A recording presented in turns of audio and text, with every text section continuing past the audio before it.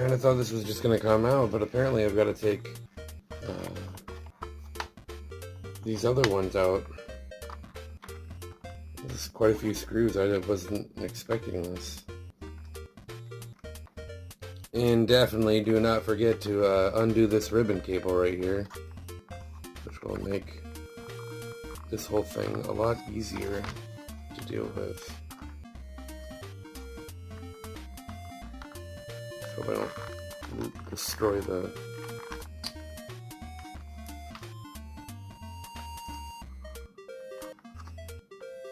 You know what? Forget it. Leave it in. I don't think it comes off. I guess I'm too used to doing all these new controllers where the ribbon cables detach, but